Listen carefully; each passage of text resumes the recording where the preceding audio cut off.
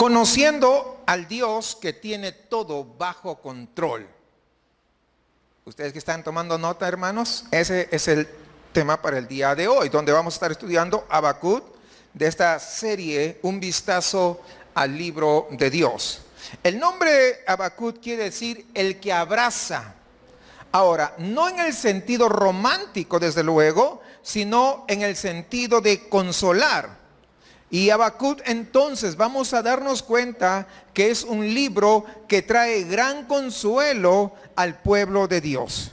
El profeta Habacuc vivió en un tiempo bastante parecido al que nosotros vivimos. Un tiempo, pues, en el que todo estaba saliendo mal. Hoy día no es así. ¿Verdad que también es así? No, él vivió en una época de corrupción nacional. Y yo pregunto, ¿no es así el día de hoy? Pues igualito pareciera que nos está describiendo el momento que nosotros vivimos. Estaba viviendo Habacuc donde la tierra estaba llena de violencia. Yo pregunto, ¿no es así el día de hoy? Fíjense cuántos años han pasado, pero pareciera que es como que hoy, ¿verdad? Habacuc estuviera presente y estuviera escribiendo. Su aflicción se ve reflejada en las primeras frases del libro. Allí en el capítulo 1, desde el versículo 1 al 4, fíjense lo que dice. La profecía que vio el profeta Habacuc dice: ¿hasta cuándo, oh Jehová, clamaré y no oirás? Y daré voces a ti a causa de la violencia y no salvarás. ¿Por qué me haces ver iniquidad y haces que vean molestia? Destrucción y violencia están delante de mí, y pleito y contienda se levantan. Por lo cual la ley es debilitada y el juicio no sale según la verdad. Por cuanto el impío asedia al justo, por eso sale torcida la justicia. Fíjense. Y pregunto, ¿el día de hoy no es así la justicia torcida? Torcida, inclinada hacia quien más da mejor mordida. ¿Sí o no? Los peces grandes no caen, sino los chiquitos. Si estuviera en Perú diría las anchovetas son las que caen, pero las lisas grandes no. Es lo mismo. Fíjense, Habacuc, un hombre de Dios, describía una situación que se vivía en esos tiempos, pero el día de hoy también lo estamos viviendo. ¿Por qué dice Habacuc? Tengo que clamar violencia y no tengo respuesta. Si usted se da cuenta, aquí está el gran problema de la oración que no obtiene respuesta. Tal vez usted ha orado mucho y usted no ve respuesta de Dios. Yo creo que hoy día vamos a aprender mucho al respecto. Aquí tenemos el caso de un hombre que está preocupado por su nación, pero sigue orando y ve que la cosa va de mal en peor. Es como cuando las hermanas que se convierten a Cristo y su esposo es un borracho, están orando. Ahora, antes se emborrachaba 2 veces a la semana, ahora se emborracha 3. O toda la semana y dice, yo estoy orando y peor las cosas van. Entonces, usted va a ver qué es lo que está pasando. El pueblo está viviendo sumido en una maldad. Hay iniquidad, hay violencia por todos lados, hay injusticia y hay opresión. Cuando todo el asunto es traído ante las cortes mismas, los juzgados son corruptos, por lo que Habacuc se siente preocupado y dice, ¿qué pasa, Señor? Y si fuera mexicano hubiera dicho, ¿qué onda contigo, Dios? O sea, yo estoy orando, yo estoy intercediendo, me he puesto en la brecha, pero ¿sabes qué? No veo que funcionan las cosas. Y muchas veces sucede con nosotros, ¿verdad? Oramos a favor de nuestro país, oramos por los gobernantes y parece que el gobernante peor la está regando. ¿Sí o no? Pareciera que esos tiempos son los mismos del día de hoy. Recordemos, Habacuc es un hombre de Dios. Y sabe que lo que hay que hacer es presentar el problema ante Dios, y es lo que justamente Habacuc ha estado realizando. Él ha estado orando acerca del problema, pero él no ha obtenido ninguna respuesta. De modo que su corazón está perplejo, no sabe, está medio confundido, ¿verdad? Señor, ¿Durante cuánto tiempo tengo que seguir clamando a ti sobre esta situación? ¿Por cuánto tiempo tengo que clamar a ti de este modo desgarrador? Parece que yo estoy viendo que no estás haciendo nada al respecto. Pareciera que no estás considerando, no estás escuchando. Realmente yo creo en ti, mi fe está puesta en ti. Yo he estado esperando un cambio, pero ¿sabes qué? No veo que se produce nada. Yo espero un avivamiento, estoy esperando que algo grande suceda y no sucede. ¿Cuánto tiempo tengo que continuar así? ¿Cuántas veces nos hemos sentido así? Oramos a favor del gobierno y el gobierno suelta el gasolinazo, imagínense. O sea, las cosas van peor. Si nosotros miramos a nuestro alrededor, vamos a ver fácilmente cómo las cosas se vienen abajo, cómo los fundamentos de la sociedad se van casi desmoronando porque ya casi no los hay. Cómo la gente se va apartando de la fe, se apartan de la fe verdadera para irse tras cosas falsas, casi corren, se llenan los lugares donde hay falsas promesas de falsos dioses, de falsos profetas. Incluso muchos se están cuestionando lo que antes no se hubiera cuestionado. ¿Por qué Dios es tan malo que no permite que un hombre, si se ama con otro hombre, se casen? Eso no se hubiera cuestionado aún fuera de la iglesia hace unos 30 años atrás. Pero hoy se está cuestionando aún dentro de las iglesias. Sí.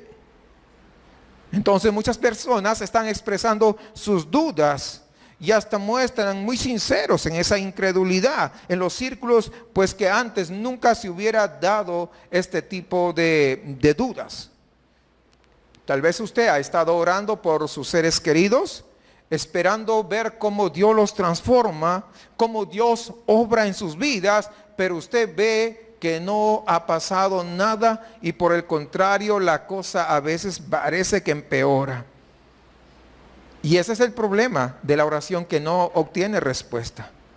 Es un problema muy importante y hace en este caso que el profeta Habacuc se sienta perplejo, se sienta como que no está siendo oído, que Dios no está respondiendo o que tal vez Dios no escuchó la oración. Ahora, lo asombroso de esta profecía, yo no sé si usted ha observado, la profecía no se dirige al pueblo. Fíjese usted, la profecía no se está dirigiendo al pueblo. No se está dirigiendo a los reyes o a los gobernantes. Si usted se da cuenta, esta profecía es un diálogo entre Dios y Habacuc. Es decir, está hablando de una relación personal. Por lo tanto, si usted se da cuenta, eso es lo que hace que parezca actual o que sea actual, que este libro del profeta Habacuc se aplique a nuestros tiempos. Cada uno de nosotros, vamos a decir, podemos ser ese Habacuc que estaba ahí intercediendo. Cada uno de nosotros nos enfrentamos de vez en cuando con este dilema que no sabemos por qué Dios no está respondiendo. Y miren cómo Dios responde, el versículo 5. No se muevan de ahí de Habacuc. Eso es lo que vamos a seguir viendo. Observad entre las naciones y mirad, quedaos asombrados y atónitos, porque yo haré en vuestros días algo que aún si se nos contase no lo creeréis. En otras palabras, Dios le dice a Habacuc: yo he estado contestando tus oraciones.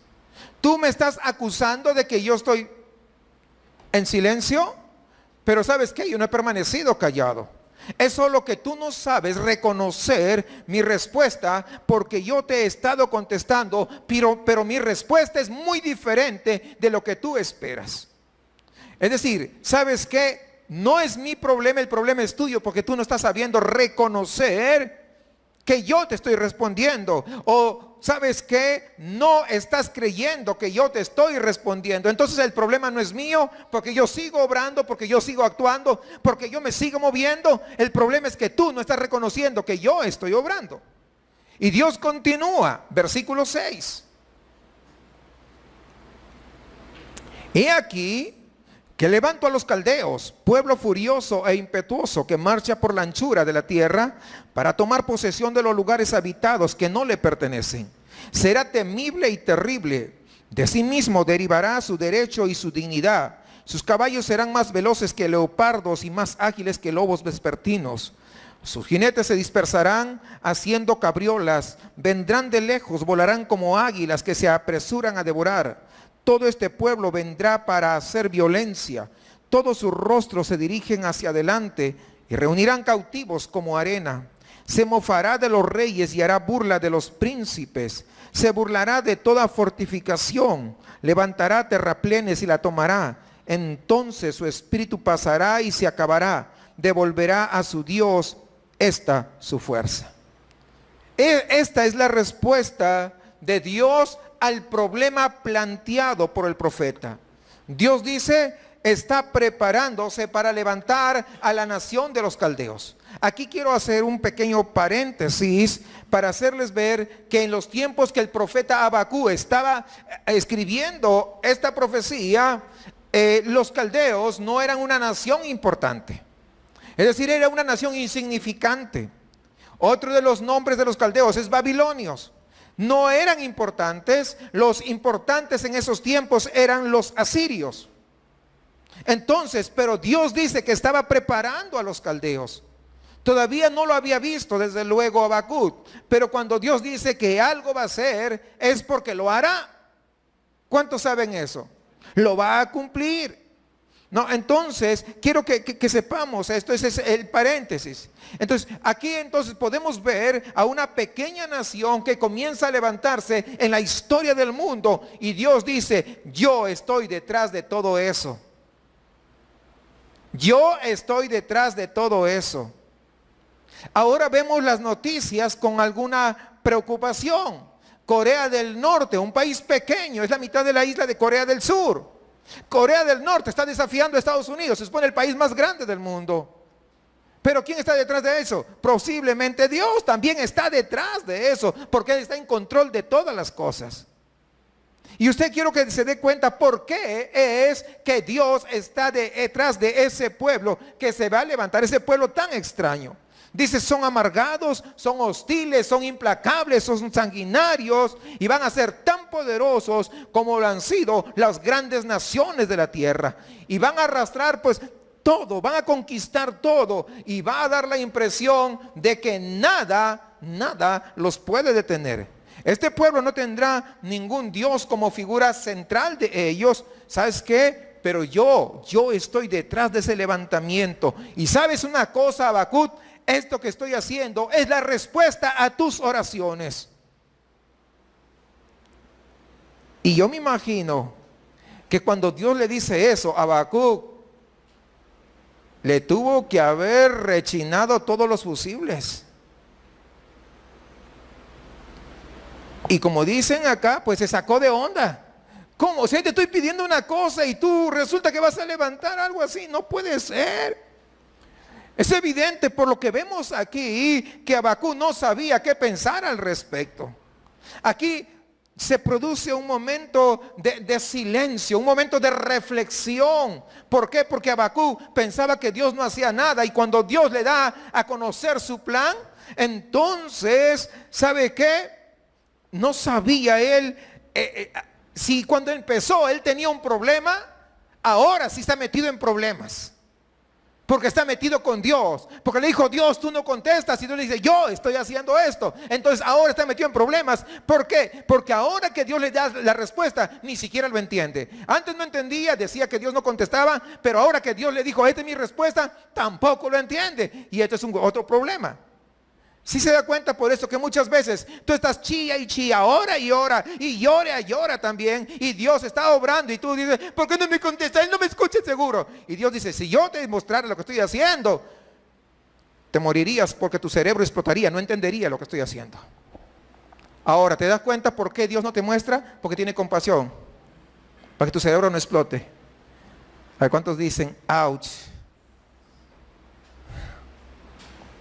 Vamos entendiendo, hermanos, o sea, Hasta en eso Dios tiene misericordia de nosotros, porque sabe que nuestra capacidad no puede verdaderamente entender los planes de Dios.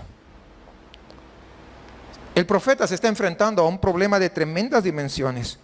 Porque ¿cómo es posible que Dios resuelva el problema original ahora con otro problema como los caldeos?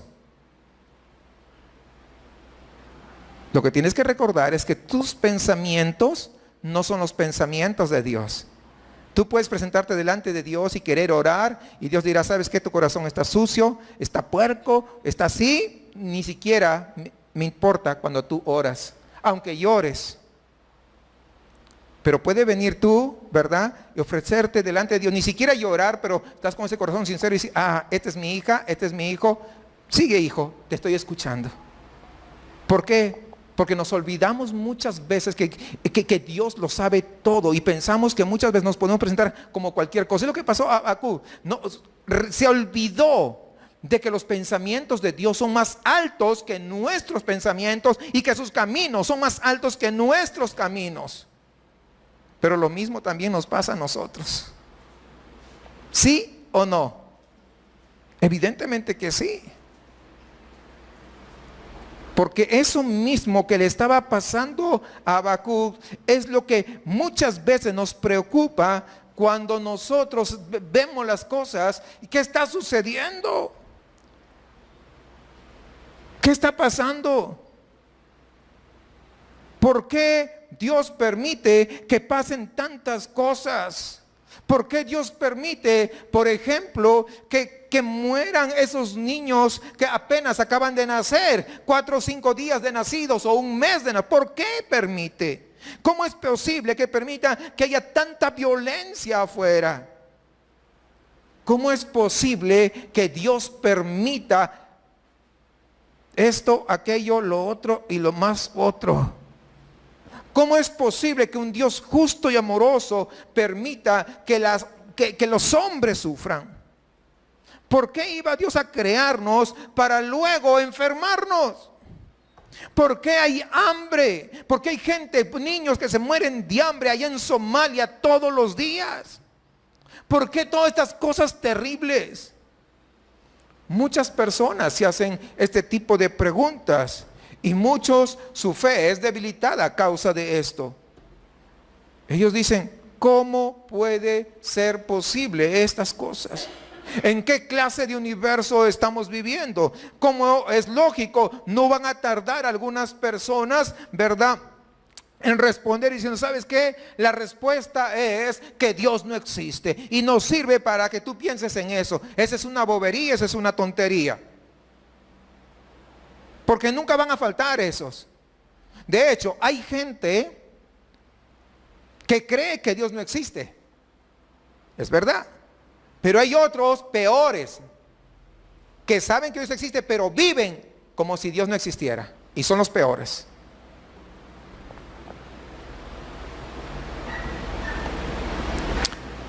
Los que se denominan ateos dicen, no, es que todo fue por casualidad.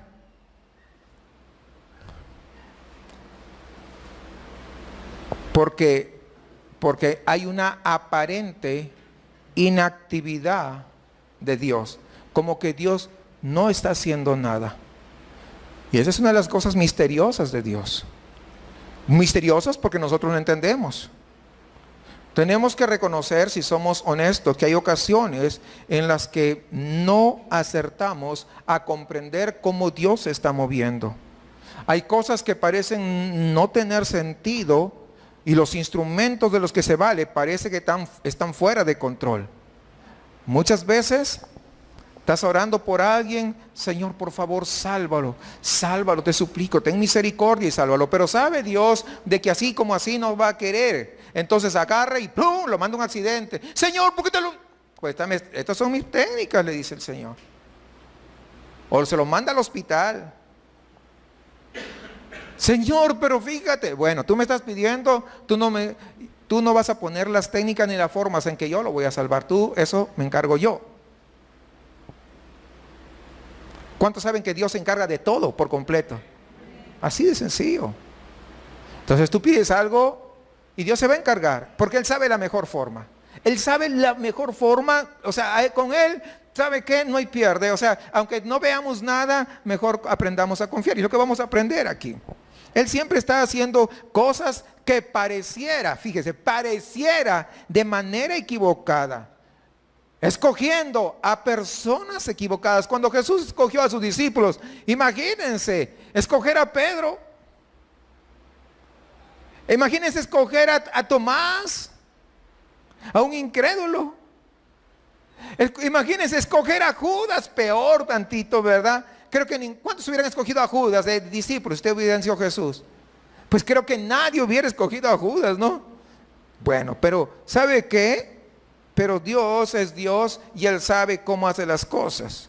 Entonces, una de las cosas que aprendemos acerca de Dios cuando nosotros comenzamos a vivir con Él, a pasar tiempo con Él, es que Dios siempre hace lo inesperado. Lo que tú no estás esperando es lo que hace Dios. Y no es que lo haga o que le encante para que tú te sientas confusa o confuso, sino que Él lo hace porque Él tiene formas infinitas de obrar. Mientras que nuestra mente es tan pequeña y piensa en una alternativa, Dios tiene millones de alternativas, porque Él es Dios. Porque Él es Dios. Y eso fue precisamente el problema que estaba afligiendo al profeta Habacuc, que él se sintió intrigado, él se sintió extraño por ese silencio que había, ¿verdad? Pero luego al enterarse de cómo Dios se estaba moviendo, tampoco pudo entenderlo. Entonces, en lugar de estar orando, Señor, es que no me respondes, diga, oh Señor, yo sé que tú estás orando. No sé ni cómo, Señor, porque ni me lo digas, porque si tú me lo dices, se me van a quemar los fusiles y voy a resultar como loco, tal vez me tenga que internar en el manicomio, mejor no. Así que mejor esperaré los resultados finales.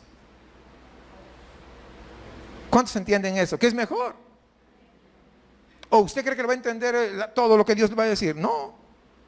Entonces, ¿qué hace? Bueno, realmente el profeta Habacuc hace algo muy sensato y es lo que vamos a ver en la próxima sección de este libro. Porque aquí nos va a decir cómo enfrentar este problema. ¿Qué es lo que hay que hacer cuando nos encontramos bajo una amenaza semejante a nuestra fe? Cuando decimos es que Dios no nos escucha, es que mi fe ya está faltando, ya he orado mucho y la fe como que está menguando. Y según Habacuc hay 4 pasos simples, yo digo simples, ¿no? Pero pues espero que lo entendamos, que nosotros tenemos que seguir. Lo primero que hay que hacer, según lo que dice acá el profeta Habacuc, pues hay que detenerse a pensar, no hay que reaccionar emocionalmente ante el problema. Hay que detenerse a pensar. No deje que el pánico se apodere de usted, o no deje que el miedo venga sobre usted y usted, ¿y ahora qué hacemos? Primero pare un momento, deténgase, piense, ¿no? Y razone que usted no está solo, usted tiene al Señor de su parte. En segundo lugar, hay que recordar las cosas básicas que usted sabe acerca de Dios. No intente resolver el problema de inmediato. Piense, ¿qué sé yo de Dios? De ese Dios que me han hablado, que me han predicado, que me han enseñado. Usted tiene el problema acá, lo que tiene es alejarse del problema y entonces acérquese a Dios. A ver, ¿qué cosas sé de Dios? ¿Qué recuerdo de Dios? ¿Cómo es este Dios? Vuelva a lo que usted sabe acerca de Él. Recuerde el carácter de Dios, cómo le ha sido revelado a usted cuando usted lee su palabra. O cuando a esa experiencia personal que usted ha tenido con Dios. A continuación, coja todo lo que usted sabe acerca de Dios, del carácter de Dios, y entonces usted venga y eso que conoce de Dios, aplíquelo al problema. Ese es el tercer paso. El cuarto paso, si usted no ha encontrado una respuesta, ¿sabe qué tiene que hacer? Déjelo en fe a Dios. Que Él lo resuelva y luego que le muestre el resultado. Esa es la manera en que hay que hacerlo. Y fíjense cómo lo hace el profeta. Voy a seguir los mismos pasos, pero ya aplicando al profeta. Mire lo que hace el profeta. Primero, él comienza pensando lo que les había dicho. Versículo 12 dice, fíjese cómo comienza ahí. ¿Acaso no eres tú el principio, oh Jehová, Dios mío y santo mío, no moriremos. Usted lo ve en signo de admiración. No moriremos, es una exclamación. Habacuc se ha recordado a sí mismo algunas cosas de importancia. Dice, ¿acaso no eres tú el principio? Entonces lo primero que Habacuc está recordando, lo que está reconociendo, es que el Dios que conoce no es un diosito que lo crearon manos, es el Dios eterno que está por encima de la historia, es superior a cualquier lapso de tiempo, de cualquier acontecimiento que se suscite. Dios crea la historia, Él es desde el principio y se halla al final, es anterior al principio y es después del final. En la eternidad pasada Dios existía y en la eternidad futura Dios seguirá existiendo. Es decir, este es el Dios de la eternidad y es lo primero que el profeta comienza a recordar sobre este Dios que Él sirve. Cuando aparezcan los caldeos que van a confiar en su propio poder como su Dios, Habacuc dice, ellos confiarán en su poder como Dios, pero mi Dios no es así. Mi Dios no es como una de esas deidades que crean la gente, que crean las tribus, sino que mi Dios es un Dios que no pasa de moda. Mi Dios es un Dios eterno antes y eterno después. Antes que hubieran creado a su Dios, ya mi Dios existía. Antes que crearon al Dios anterior, ya mi Dios existía. Y cuando creen un nuevo Dios, mi Dios seguirá existiendo. Y cuando ese Dios desaparezca, mi Dios continuará existiendo. Por lo tanto, mi Dios es el que gobierna los acontecimientos, porque mi Dios es un Dios eterno. Miren cómo comienza a pensar el profeta. Y es lo que nosotros debemos comprender, entender quién es nuestro Dios. Pensar un momento, no dejar esto y comenzar a razonar quién es nuestro Dios. ¿Sí está claro lo que vamos a hacer? En segundo lugar, el profeta se recuerda a sí mismo que Dios existe por sí solo, porque usa un nombre muy especial. Dice, ¿acaso no eres tú desde el principio, oh Jehová? Y la palabra Jehová que está aquí es la palabra hebrea desde la cual se traduce yo soy el que soy. Ese nombre que Dios le había revelado a Moisés cuando estuvo allá en Egipto, en Éxodo capítulo 3. Cuando hayas sacado al pueblo de Egipto, así dirás al faraón, yo soy, me ha enviado. ¿Por qué el profeta Habacuc recordó exactamente eso mismo? ¿Por qué? Porque en su época había gente como el día de hoy que por allá andaban diciendo es que ese Dios ya estaba muerto. Y siempre hay personas así. Ahora sacaron esa película, Dios no está muerto. Pero no necesitamos sacar una película para saber que Dios no está muerto. Nuestro Dios sigue siendo eterno. Entonces, pero mucha gente del mismo pueblo decía, es que Dios ya está muerto. Estaban en su pecado y quería que Dios le escuche. Y como Dios no le respondía, entonces, yo no creo en Dios, yo creo que Dios está muerto. ¿Cómo lo ven? Y el día de hoy hay igual personas que están en su pecado y hacen una oración y creen que Dios, que se abran los cielos, sí. ¿Verdad? Claro, ¿cómo no? Entonces, ¿qué dice? Yo creo que Dios está muerto. Es lo que pasaba, es lo que decían. Entonces, Habacuc, si ustedes se dan cuenta, él vuelve con lo que había aprendido acerca de Dios, que Dios existe por sí mismo, y si existe en sí mismo, Él no puede morir porque no depende de nadie su existencia. Él es eterno.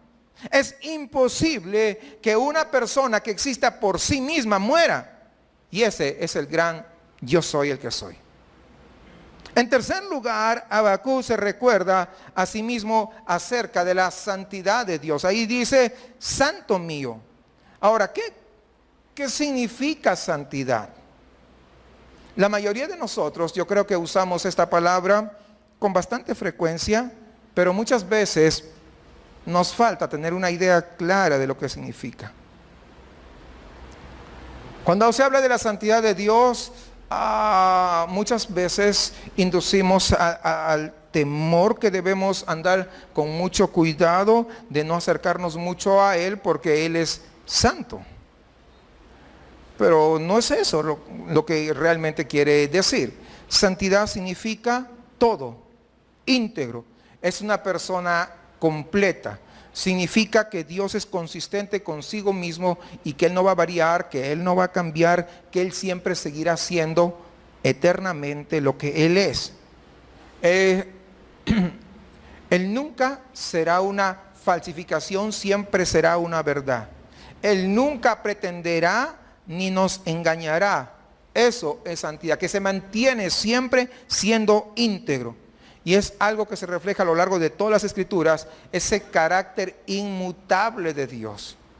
Entonces, la santidad de Dios, cuando uno comienza a conocer a Dios, eso va a generar en nosotros confianza en acercarnos.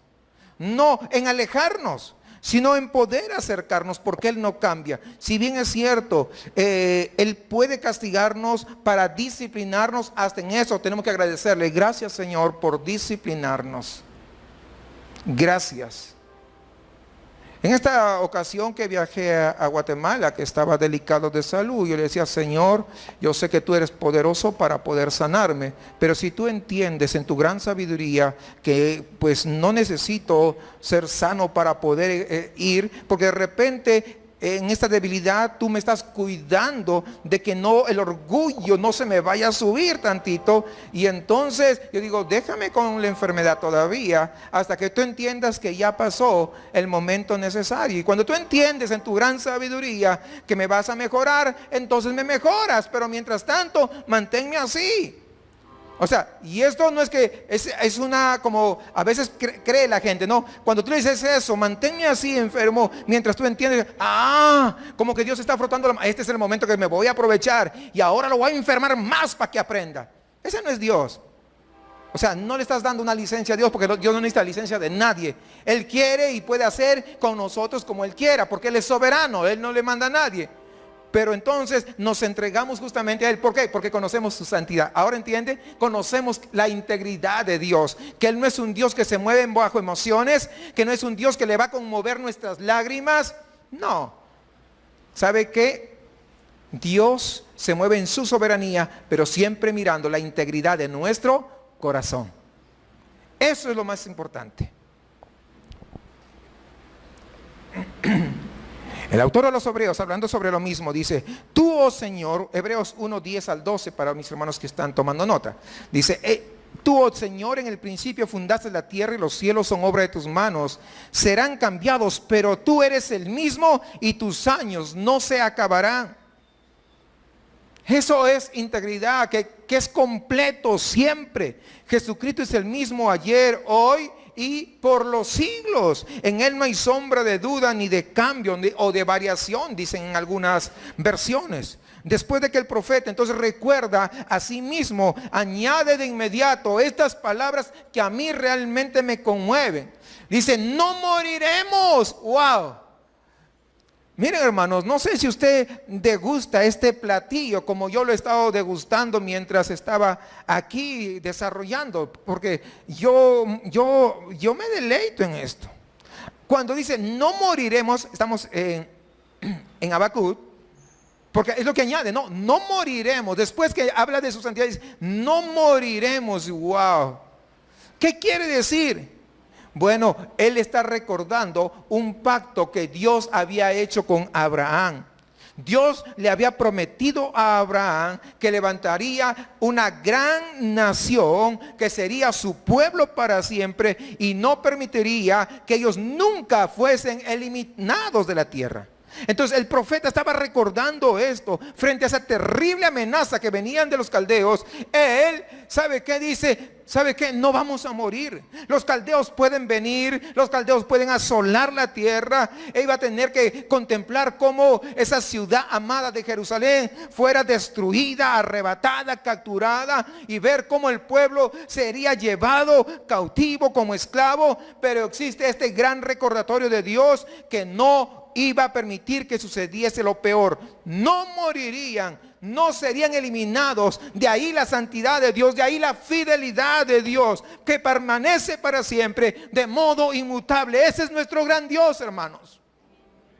Por eso que nosotros podemos tener esa seguridad. Así que el profeta llega a la conclusión que resuelve al menos la primera parte del problema que tiene el profeta, por el que ha estado orando. La primera parte ya más o menos por ahí está resuelta. Y dice en el verso 12, oh Jehová, para juicio pusiste a los caldeos, tú, oh roca, los has establecido para castigar. Es decir, si usted se da cuenta, está diciendo, ahora me cae el 20. Sí, es lo que está diciendo, ahora me cae el 20. Porque tú has levantado a los caldeos. Es tu manera de despertar a mi pueblo de esa insensatez, de esa estupidez tan terrible al apartarnos de ti. Es la razón por la que tú levantaste. Ahora entiendo.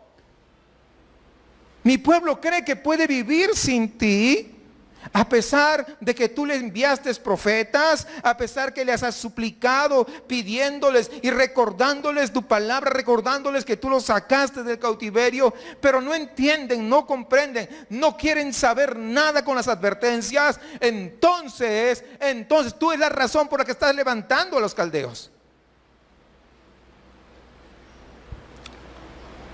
Amados hermanos, tenemos que tener cuidado con Dios.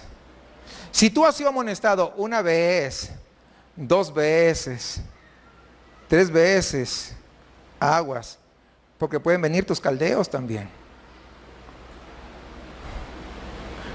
Cuidado. Y eso lo hace Dios con amor.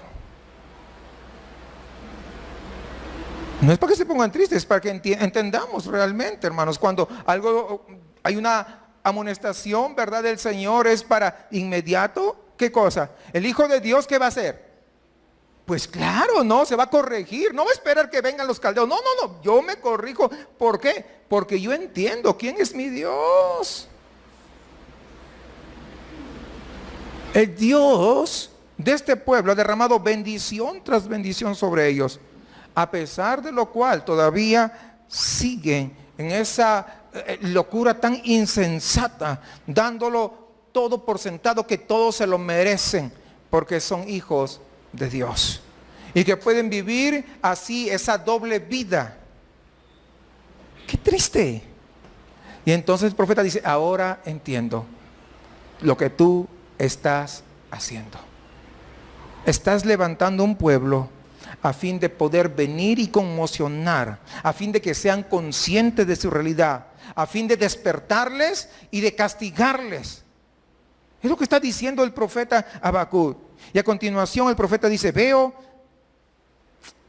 ¿saben qué? Que ahora tengo otro problema. ¿No creen? Vamos al versículo 13. Eres demasiado limpio como para mirar el mal. Tú no puedes mirar el agravio. ¿Por qué pues contemplas a los traidores y callas cuando el impío destruye al más justo que él? Aquí lo que vemos es que Habacuc está describiendo la maldad de los caldeos, lo que van a hacer. Dice, ahora me estoy dando cuenta de cómo estás levantando a esta nación para perdonar a este pueblo. Pero esto es algo que yo no entiendo. A pesar de la maldad de mi propio pueblo, no son tan malvados como los caldeos. ¿Cómo es posible? El profeta está diciendo, ¿cómo es posible, Dios, que tú uses a un pueblo malvado, a un pueblo impío, a un pueblo implacable como este, para castigar a tu propio pueblo? Y a veces es lo que pasa también con las personas. Y Habacuc dice, esto es algo que no acierto, que no puedo llegar a comprender, es demasiado. Muchas veces en la vida personal, a veces también pasa. ¿Cómo es posible que esa persona que ni siquiera va a la iglesia me haya humillado? Bueno, tú te lo buscaste tal vez. Porque el Señor te estaba advirtiendo. 1, 2, no sé cuántas, no estoy poniendo ejemplos, ¿no? 3, pero no haces caso. Entonces Dios usa a esa persona que es peor que tú, peor de lejos, pero es para humillarte y que tú reconozcas que solamente tu fortaleza está en Él, tu vida está en Él, tu bendición está en Él, que no hay otro camino, solamente en Él. Para algunos de nosotros no es tan agradable, bueno, no sé, para mí sí es agradable. ¿Sabe por qué es agradable? Porque vemos la misericordia de Dios. Porque Dios podrá decirte, no, pues vete, ya apartado. No veremos la misericordia de Dios, pero Dios muchas veces va a usar estas situaciones. Es lo que estamos viendo acá. Ahora, como él no sabe, dice, no entiendo, como el profeta no sabe lo que va a venir, ¿va a dónde? Al cuarto paso. Entonces, ¿qué hace? Él deja que Dios se ocupe del problema. Y eso debería ser algo habitual en nosotros cuando estamos pasando dificultades. Eso es algo bastante sabio que hacer. ¿Por qué? Porque nuestra mente humana muchas veces no capta todo lo intrincado de la historia. Y son muchísimas cosas que a veces no vamos a comprender. Entonces, por lo que al llegar a este punto, muchas personas que dicen,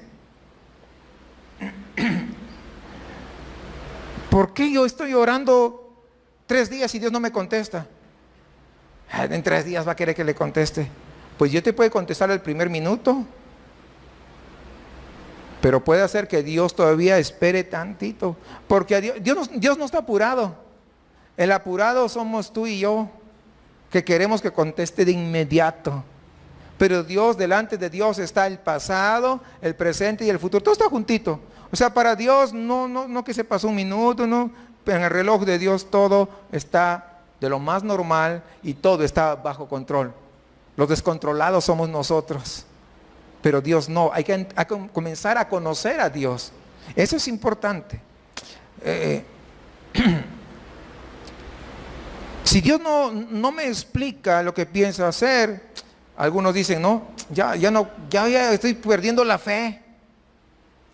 Pero el profeta dice, la verdad es que no lo entiendo. Es lo que está, de alguna manera, estoy tratando, no lo entiendo, pero tú eres más poderoso que yo. Así que yo voy a esperar que tú me reveles qué cosa estás haciendo. Fíjese usted cómo empieza el capítulo 2. Ahí está. Esto es lo maravilloso, dice. En mi guardia estaré de pie y sobre la fortaleza estaré firme. Vigilaré para ver qué dirá y qué tiene que responder a mi queja. Eso es, hermano, eso es sensato, ¿no? Esperar en Dios. Voy a estar acá atento, vigilante, pero voy a estar atento a lo que Dios me quiera comunicar, ¿no? Entonces, por lo que vemos aquí, Habacuc está diciendo, ¿sabes qué? Yo me voy a alejar del problema, el problema ya lo puse en tus manos, pero voy a esperar a ver, ¿qué dices tú?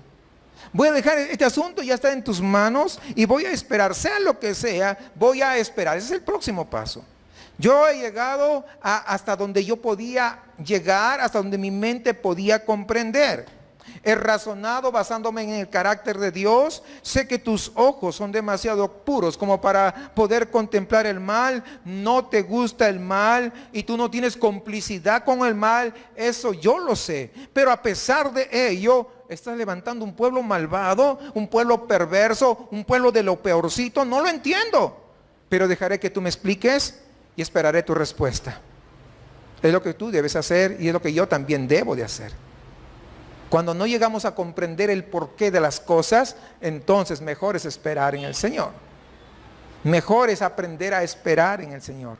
Siempre reconociendo cómo estamos nosotros delante de Él. Muchas veces las respuestas a veces no vienen, es porque no nos hemos examinado a nosotros mismos. Y muchas veces Dios detiene la respuesta a fin que nos examinemos. ¿Cómo estamos delante de Dios? Y cuando nos examinamos y reconocemos con genuinidad, entonces Dios muchas veces es el momento oportuno en que trae la revelación de lo que Él ha estado trabajando en silencio. Cuando usted ora, cuando usted le presenta un problema a Dios y se lo explica todo así al Señor allí en oración, usted se levanta y sigue preocupándose por el problema. Entonces, ¿cómo será que se va a resolver? ¿Y ahora qué debo hacer a continuación? Y muchas veces es lo que nos derrota con mucha frecuencia. Fíjense, hermanos, cosas que aprendí es esto. Y esto lo he venido diciendo, explicando y enseñando justamente desde que empezamos esta congregación. Uno de los mayores problemas es que a veces no le creemos a Dios. Nos acercamos, oramos delante de Él, ponemos el problema delante de Él, nos ponemos de pie y al problema nuevamente lo ponemos al hombro y nos seguimos llevando. Entonces Dios no va a obrar así. Entonces tenemos nosotros que, bueno, si lo vamos a dejar en las manos de Dios, hay que dejárselo, que Él obre y no estar cargando con el problema. El problema, si ya lo dejé en las manos de Él, el problema ya no es mío, el problema es de Él. Si Él lo contesta, es su problema, y si no lo contesta, también sigue siendo su problema. El problema ya no es más mío. Entonces yo sigo caminando, confiando en el Señor. Es lo que hace el profeta Habacuc y es lo que yo aprendí a lo largo de mi vida, de conocer al Señor. Es lo que tenemos que hacer nosotros, porque de lo contrario nos vamos a desgastar tanto, porque nosotros no vamos a poder solucionar esos problemas. Dejemos eso en las manos del Señor. Porque de lo contrario vamos a sentirnos derrotados. Vamos a sentirnos como que Dios tiene hijos favoritos. A ellos sí les contesta, mira, ¿y a mí por qué no? No, hay que aprender a dejar en la mano del Señor. El profeta dice, ¿sabe qué? De ti depende. Versículo 2. Entonces Jehová me respondió diciendo, escribe la visión y grábala claramente en tablas para que corra el que las lea. En otras palabras, mira Habacuc, yo te voy a dar la respuesta. Ahora quiero que tú lo pongas por escrito con bastante claridad para que todo aquel que los pueda leer, esto pueda transmitir de inmediato la respuesta y hacer que llegue por toda la tierra. Entonces Dios añade, el versículo 3 dice, aunque por un tiempo la visión tarde en cumplirse, al fin ella hablará y no defraudará. Aunque tarde, espéralo, pues sin duda vendrá y no tardará. Dios está diciendo a Habacuc, esto es algo que no va a suceder de inmediato, quiero que sepas de antemano. Pasará en algún tiempo, pero va a suceder. Y ese es el carácter de la revelación de Dios. Para empezar, Él dice que va a suceder un acontecimiento y luego dice, ¿sabes qué? Pero tú no te preocupes de lo que pasa entre tanto, tú mantente tranquilo. Aunque te dé la impresión de que todo va saliendo mal, aunque te dé la impresión que todo anda patas arriba, lo que yo te he dicho, eso va a pasar. Y aunque te dé la impresión de que demora, espéralo, porque va a suceder. Eso es lo que está diciendo Dios al profeta, espéralo, va a pasar. Y luego Dios afirma un principio que se cita en 3 ocasiones en el Nuevo Testamento. Y es la base de los grandes movimientos que ha producido Dios en los seres humanos. Uno de ellos, la Reforma, que este año se está celebrando los 500 años de la Reforma. Sigamos versículo 4. No vamos a hablar hoy día de la Reforma, ¿verdad? Pero vamos ahí. Versículo 4. He aquí, aquel cuya alma no es recta dentro de sí, está envanecido, pero el justo por su fe vivirá. Y esto lo vemos en el Nuevo Testamento también. Está en Romanos, está en Gálatas y está en Hebreos. Y estas palabras son las que encendieron, hermanos, en el corazón de Martín Lutero, el justo por la fe vivirá, hace 500 años. No por las circunstancias, no por los comentarios, no por los razonamientos, sino por la fe, es la que dijo Dios que iban a pasar las cosas. Mediante estas palabras se le está mostrando al profeta que solamente hay 2 perspectivas posibles acerca de la vida. O bien afronta la situación mediante fe, o bien afronta la circunstancia mediante tu razonamiento, mediante tus fuerzas, mediante tu actitud de incredulidad de Dios, dependiendo de tus propias habilidades. ¿Cómo quieres enfrentar la situación? De plano, estas son las 2 actitudes que hay en toda persona, en todo el mundo. No hay más actitudes. Solamente se puede adoptar una o la otra. No hay más. Si miramos a nuestro alrededor, miramos a la familia, miramos a los vecinos, miramos a toda la colonia, sabremos que toda persona sobre la faz de la tierra solamente encajan en una de estas 2 categorías. En los últimos tiempos, lamentablemente, hay una gran cantidad de cristianos que se están dejando atrapar por la idea de vivir conforme al razonamiento, porque ahora son nuevos tiempos, porque ahora hay nuevas corrientes y ahora hay nuevas revelaciones. ¿Sabe qué? No hay nuevas revelaciones. Lo que Dios dice, lo que quiso revelar está en su palabra completamente entre Génesis 1:1 y Apocalipsis 22:21. Lo que hay es iluminación de parte de Dios por su Espíritu Santo para poder comprender su palabra. No hay nuevas revelaciones, pero muchos se están dejando llevar y guiar por el pragmatismo. El pragmatismo es aquella corriente en la cual que si algo funciona, eso está bien. Eso no está bien, eso es afuera. Eso cuando vamos al management en las empresas. Si algo funciona, eso tengo que atraerlo a mi empresa. Pero eso no es en la iglesia, porque la iglesia no crece mediante técnicas de marketing, no crece mediante publicidad extraordinaria. La iglesia, el crecimiento lo da el Señor. Nosotros, desde luego, todos debemos contribuir. ¿En qué sentido? Al evangelismo. Todos debemos evangelizar, pero el crecimiento siempre lo da el Señor. ¿Cuántos entienden eso? ¿No? Pero muchos se están dejando arrastrar por estas cosas. Es más, hay pastores que si no están en la televisión, no están contentos, tienen que ser famosos, ricos y famosos. Presionan a la iglesia para que salgan en la televisión, para que salgan en las radios y esto y aquello y lo otro. Sin embargo, fíjense ustedes, todo eso es razonamiento humano. Pero si nosotros vamos y echamos un vistazo a Hebreos 11, ustedes lo saben, no tenemos que revisar todo. ¿De qué manera esta gente de Hebreos 11, cambiaron al mundo de su época? Ellos nos dicen que soportaron como viendo al invisible sin esperar que el hombre hiciese nada. Ellos estaban esperando que Dios obrase y siempre lo hicieron así. Hermanos, toda la gente de Hebreos 11 fueron hombres de fe, obraron en fe, caminaron en fe, no tuvieron la mejor vida ahora, tampoco caminaron 40 días con propósito, vivieron toda su vida en fe. Y a eso es justamente lo que el Señor nos llama a nosotros. A lo largo del resto del capítulo es interesante el análisis de los caldeos y lo que Dios planeaba hacer con ellos. Para resumir, Dios le dice al profeta, mira Habacuc, tú estás muy preocupado por los caldeos, no te preocupes por ellos. Porque como yo los levanto, yo los tengo control sobre ellos. ¿Cuántos saben que Dios tiene control de todas las cosas? Le dice, Habacuc, es verdad que mis ojos son puros, que yo no quiero contemplar la maldad, no me agrada contemplar la maldad. También es cierto que yo estoy levantando a este pueblo con el propósito de juzgar al pueblo, a la nación de Israel, pero también en su momento apropiado, yo juzgaré a los caldeos y aquello en lo que ellos confían precisamente, eso será su ruina. Sus propios dioses los van a derrotar. Y pronuncia 5 calamidades. Versículo 6, continuemos ahí del capítulo 2, dice, ay del que multiplican lo que no es suyo.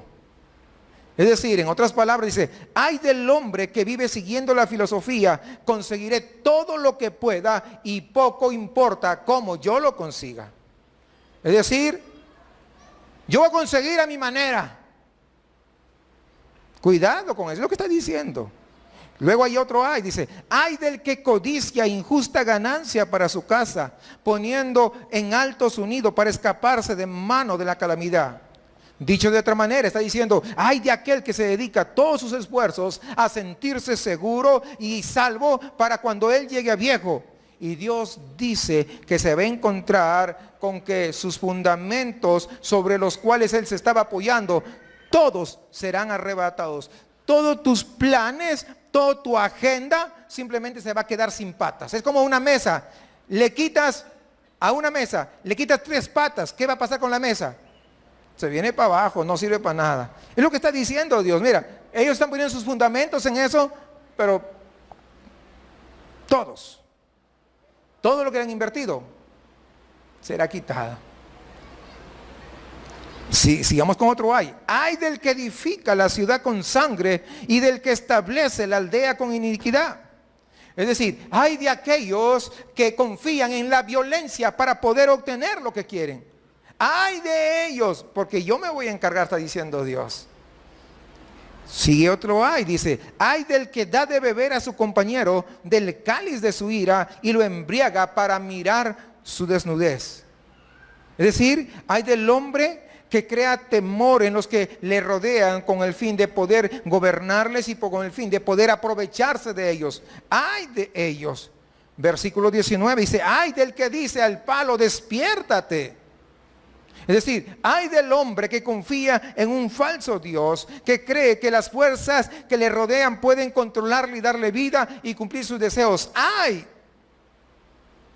Es decir, Dios, si usted se da cuenta, le está diciendo, porque Habacuc estaba sacado de onda. ¿Cómo es posible que Dios levante a un pueblo tan impío, más malvado que el pueblo de Israel, para que pueda castigarle? Pero ahora Dios le dice, no te preocupes por ellos, porque todo está bajo mi control. Y comienza y le da 5 ayes para cada uno. Y dice, así como ellos los levantan, también yo los juzgaré. Esa es la forma de Dios. Finalmente, en el capítulo 3, el profeta concluye con esta oración extraordinaria. Porque aquí ha encontrado su respuesta. Dios es el Dios de su historia. Él se está moviendo. Él lo tiene todo bajo control. Lo que tenemos que recordar es que estas fuerzas y los problemas creados por ellos no se resuelven intentando afrontar el problema de manera personal. ¿Por qué? Porque es como tomar una aspirina para el cáncer. Es algo que nunca va a funcionar. Estos problemas que se van a generar solamente se van a solucionar cuando el hombre restablece y viene a establecer una relación con su Dios. No hay otra forma. Es lo que está diciendo el Señor. Habacuc dice, el versículo 20 del capítulo 2, y termina esta parte y para avanzar al siguiente, dice, pero Jehová está en su santo templo, calle delante de él toda la tierra.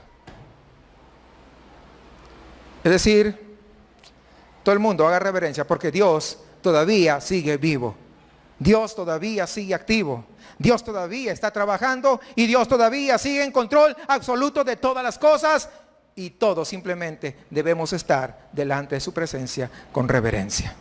Y ahora sí comienza esta oración poderosa, porque el capítulo 3 es una oración. Versículo 2 dice, oh Jehová, he oído tu fama, he considerado tu obra, oh Jehová, avívala en medio de los tiempos, hazla conocer. En medio de la ira, acuérdate de tener misericordia. Fíjense ustedes. No sé si ustedes captaron la idea. Esto. No sé, ya vamos ya por el desenlace, pero fíjense si usted la historia. Cuando nosotros empezábamos Habacuc, dice Habacuc, Señor, ¿por qué no haces algo? Te veo que no haces nada. Y ahora dice, Señor, ve con cuidado, no hagas demasiadas cosas, por favor. Sé que ahora entiendo que estás haciendo tantas cosas, así que, pero ve con calma, porfa. ¿Sí captan la idea? No sé si van entendiendo. O sea, ahora es que Habacuc ya conoce quién es el Dios Todopoderoso. No te olvides, Señor, en tu ira no te olvides de tu misericordia. O sea, por favor.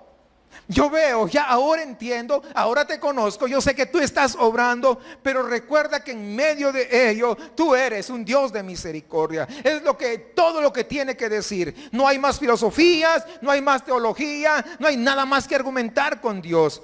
Esta oración, hermanos, es uno de los pasajes más asombrosos, más hermosos y poéticos de todas las escrituras. Y yo anhelo que usted lo pueda leer una y otra vez. Para mí ha ministrado grandemente mi vida, pero cuando yo lo entiendo completamente, ahora el panorama es mucho más grande, mucho más esplendoroso, mucho más extraordinario. Ahora, el profeta en la oración comienza a recordar lo anterior. Comienza a recordar lo pasado. Y entonces él dice, comienza a recordar cómo Dios lo sacó, cómo Dios hizo, cómo Dios liberó. Entonces él dice, realmente nuestra fe no es ciega. No vivimos con un Dios que actúa despacio, sino con un Dios que siempre está y llega a tiempo. Nuestra fe está en el Dios que tiene el control absoluto de todas las cosas. Nuestra fe no está en un Dios por ahí medio que desconocido, y recuerda y comienza a recordar el pasado cuando Israel tuvo que ser liberado de Egipto. Y fíjese y recuerda de qué modo actuó. El versículo 3 y 4 dice: Dios viene desde Temán y el santo de los montes de Parán. Su esplendor cubre los cielos. Tiene un resplandor como de luz. Rayos brillantes salen de sus manos y ahí se oculta su poderío.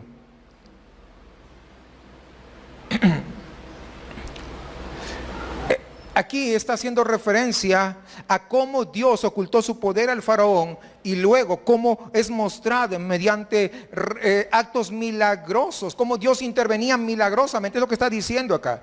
Versículos 5 y 6. La mortandad va delante de él y de sus pies salen llamaradas. Se detiene y hace temblar la tierra, mira y estremece a las naciones. Se desmoronan los montes sempiternos. Las antiguas colinas se postran ante él. Sus caminos son eternos. Es decir, aquí recuerda cómo se vio afligido el pueblo de Israel allí en el desierto y cómo temblaron ahí en medio de Madián. Y luego piensa en cómo cruzan ese tremendo mar rojo y de qué modo Dios abre ese camino en medio de las aguas. Abre camino donde no hay. Y se acuerda de cómo Dios abre el río Jordán y cómo pudieron llegar a tierra firme. Dice ahí en el versículo 10, el abismo dio su voz, levantó en alto sus manos.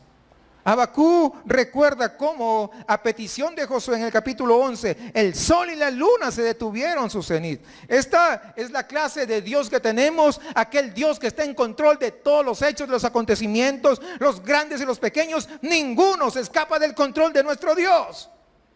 Eso es lo que está reconociendo el profeta Habacuc. Dios interviene en la historia humana para realizar acontecimientos que nadie puede duplicar, que nadie puede hacer, y todos ellos están encaminados a cumplir sus propósitos eternos que Él ya los tiene desde antes de la fundación del mundo. A pesar de todo, el profeta en su mente, él está meditando en la grandeza de Dios, y así es como concluye el versículo 16. Oí y se me estremecieron mis entrañas. Ante esa voz titubearon mis labios. Penetró podredumbre en mis huesos y se estremecieron mis piernas. Gimo por el día de la angustia cuando suba contra el pueblo. Ve el problema y él sabe que viene. Lo temible del problema se apodera de él y siente presión. Pero él no es todo, sino que añade, versículos 17 al 19. Aunque la higuera no florezca, ni en las vides haya fruto, aunque falle el producto del olivo y los campos no produzcan alimento, aunque se acaben las ovejas del redil y no haya vacas en los establos, con todo yo me alegraré en Jehová y me gozaré en el Dios de mi salvación. Ahora ya lo reconoce como el Dios de su salvación. Vamos entendiendo el porqué de todo, ¿no? Jehová el Señor es mi fortaleza. Él hará mis pies como de venados y me hará andar sobre las alturas. Wow. Que a pesar de los problemas, que a pesar de la presión, que a pesar de la situación que se va a producir, en medio de ello, él se siente fortalecido. El hombre interior se encuentra fortalecido. ¿Por qué? Porque él sabe, ahora ha entendido quién es el Dios al quien él está sirviendo. Que en medio de las dificultades, este Dios no lo va a dejar ni lo va a desamparar. El Señor mismo es mi fortaleza, y esa es una verdad tremenda para usted y para mí. Fue en el Antiguo Testamento y lo es en el Nuevo Testamento. Es una manera tal vez desesperada de intentar deshacerse del problema, pero Dios ha ordenado que continúen los problemas. En el mundo tendréis aflicción, dijo Jesús, pero confiad, yo he vencido al mundo.